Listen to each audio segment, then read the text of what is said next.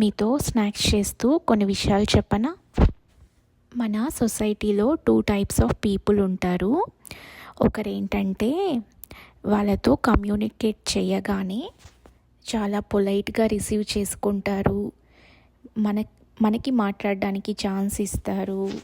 మన గురించి తెలుసుకోవడానికి ఇంట్రెస్ట్ చూపిస్తారు.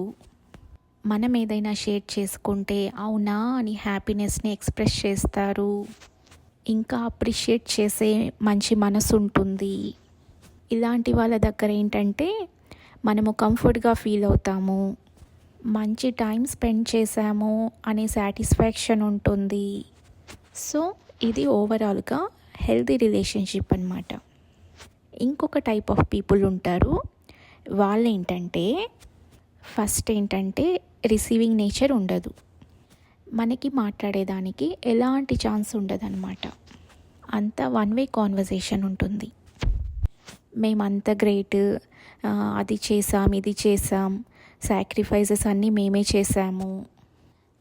ఇంకా వాళ్ళు ఎలా అంటే ఇంకొకరి గురించి పాజిటివ్గా అస్సలు తీసుకోలేరనమాట. ఓన్లీ గొప్పవాళ్ళు అంటే వాళ్ళే, ఇంకెవరిని యాక్సెప్ట్ చేయరు.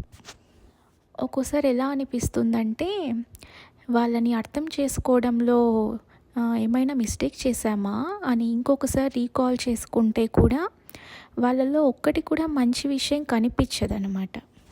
ఎంత షాకింగ్గా అనిపిస్తుందంటే చెప్పుకోవడానికి ఒక మంచి క్వాలిటీ లేకపోయినా కూడా ఇంత ధైర్యంగా ఎలా చెప్పుకుంటారు అనిపిస్తుంది.